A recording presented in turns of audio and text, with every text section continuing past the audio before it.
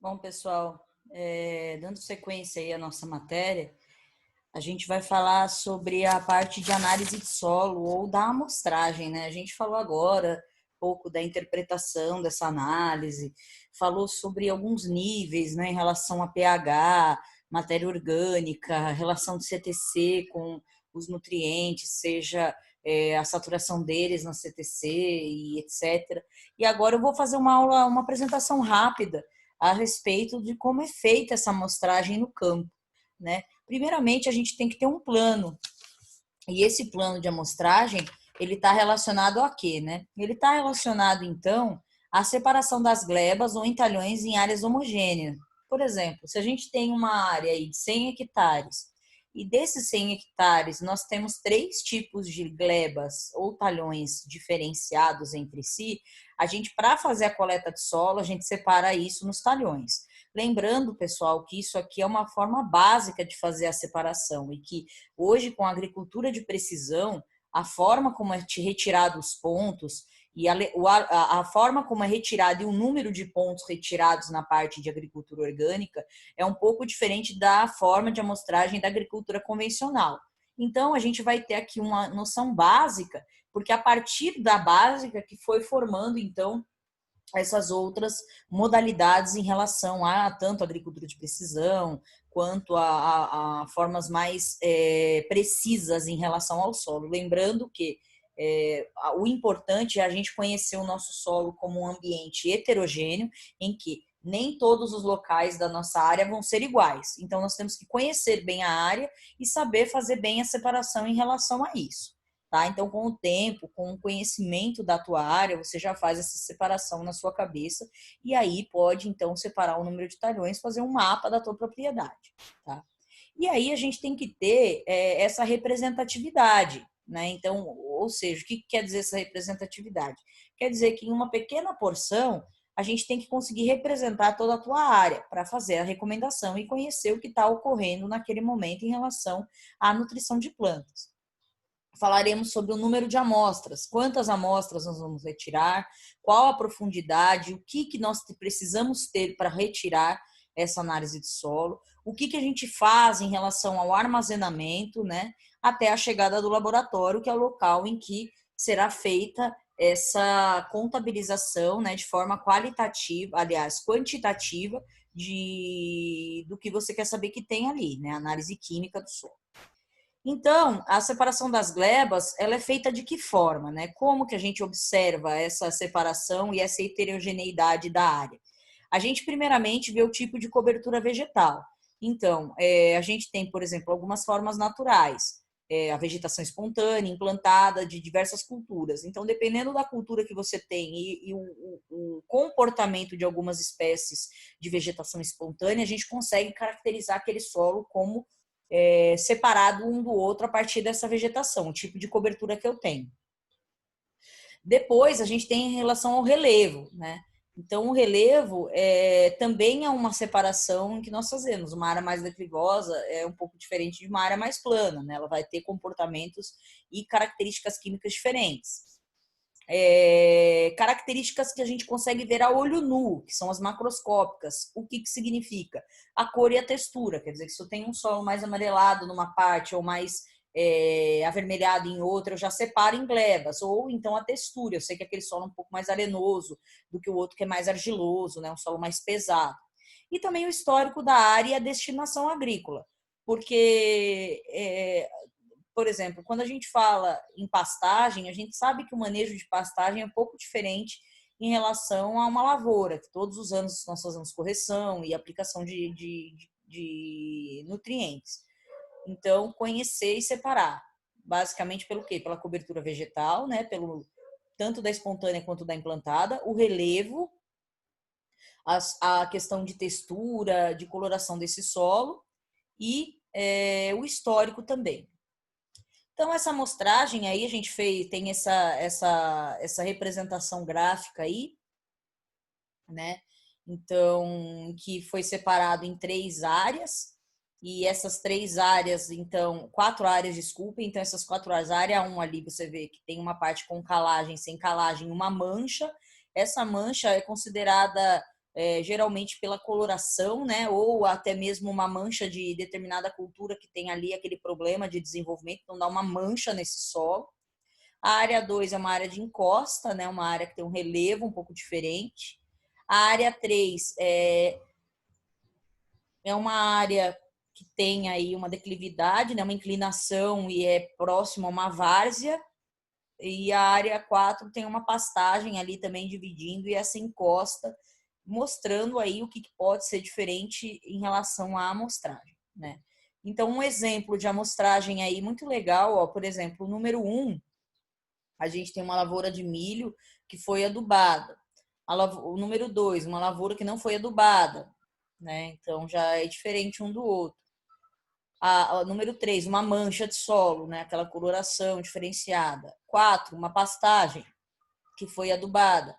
5, uma pastagem natural, que foi aberta ali, os animais ainda não teve o manejo, né, humano em relação à correção e à fertilidade. Uma área de preservação completamente diferente, né, intocável ali, todo o equilíbrio. Número 7, a fruticultura, uma cultura perene, muito diferente do que a gente fala em lavoura, como o milho, né? Até como uma pastagem também, completamente diferente. Um arroz irrigado que está em várzea. Então, demonstrando a heterogeneidade de uma região, de uma área que pode estar abrangendo a mesma propriedade. Eu tenho milho, um milho que eu fiz uma adubação, eu separei o milho parcelado em adubado, não adubado. Então, não posso pegar tudo e colocar num saco só. Eu tenho que saber separar a minha área dessa forma, tá? E aí, como que eu faço essa representatividade de uma amostra? Então, um exemplo. Vamos supor que uma área, dentre essas áreas que nós separamos, ela tem 10 hectares, tá bom? Então, uma área de 10 hectares, que volume de solo de 10 hectares, qual o volume, desculpem, de solo de solo de 10 hectares, considerando apenas a camada de 0 a 20? Então, a gente faz aí um cálculo, tá? Vamos pensar uns 10 hectares. Então, um cálculo. 1 hectare eu tenho 10 mil metros quadrados. 10 hectares eu tenho 100 mil metros quadrados. A densidade média de um solo arenoso, a gente viu isso, né, na parte física. Ele gira em torno aí de 1,4 gramas por centímetro cúbico. E a densidade de um solo argiloso, ele gira em torno aí de 1,2 gramas por decímetro cúbico. Desculpem, por centímetro cúbico. Então, a massa de solo arenoso em 10 hectares, eu pego e multiplico, né? 0,2 metros, que é 20 centímetros, 0 a 20, né? Vezes 100 mil metros quadrados, vezes 1,400. Ou seja, eu vou ter aí, né, um volume de 28 milhões de quilos. A massa de um solo argiloso em 10 hectares muda só a questão da densidade do solo, né? Então, eu tenho uma média aí de mais ou menos 25 milhões de quilos, né? Fazendo aí, extrapolando. Então, essa é uma representatividade. Então, se em 10 hectares eu tenho esses 25 milhões de quilos de terra, no geral, a gente envia meio quilo de terra para o laboratório, exatamente por esse cálculo, tá bom? Então, o que a gente quer dizer? Que eu vou tirar 50 milhões de vezes menor do que ele é na realidade. Vocês entenderam? A amostra representa um total de terra aproximadamente 50 milhões de vezes maior. Então, essa é a representatividade da amostra de terra que nós temos. Então, isso quer dizer o quê, pessoal? Isso quer dizer que nesse forma de fazer a coleta, nós temos que ter muito cuidado nisso, porque ele vai representar uma área inteira em relação a toda a parte que nós temos da fertilidade. Então, qual que é a diferença das amostras simples para as amostras compostas? Então, a amostra simples é aquela amostra que nós vamos tirar de forma isolada, certo? Então, ela é uma amostra que a gente vai tirar de forma isolada E a amostra composta já é aquela que vai ser a junção das amostras simples, tudo bem? Então, como que a gente vai fazer isso?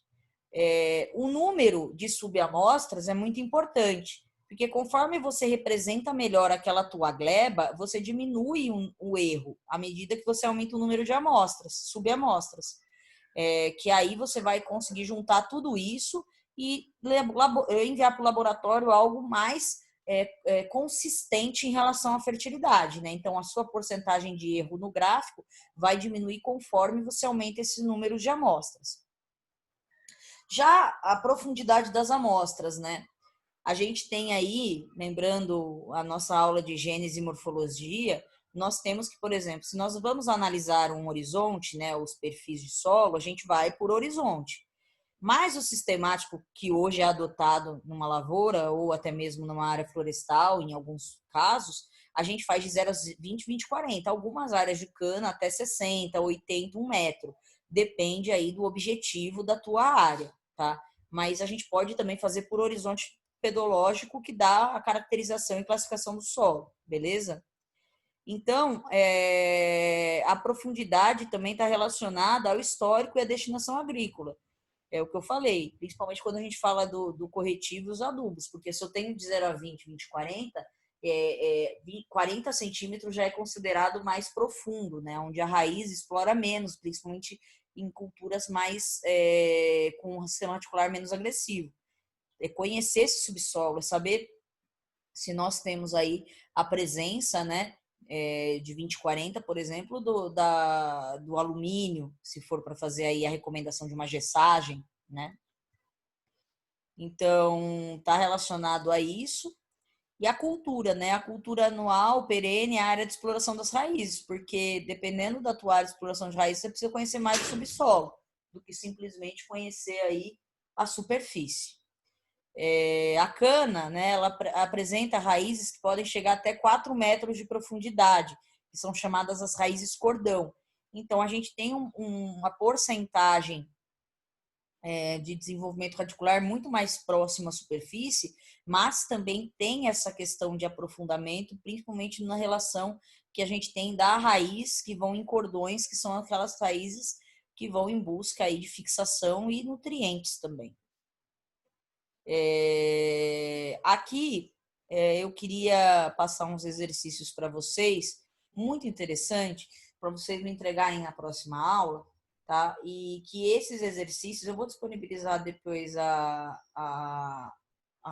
aula, né, para vocês guardarem. Mas a primeira questão é que eu quero colocar o seguinte, que um dos pontos fundamentais para que a coleta da amostra de solo, né, para fins de fertilidade seja correta, é a divisão da área em glebas homogêneas. Quais critérios devem ser utilizados para definirem as áreas homogêneas? A gente falou sobre isso agora há pouco.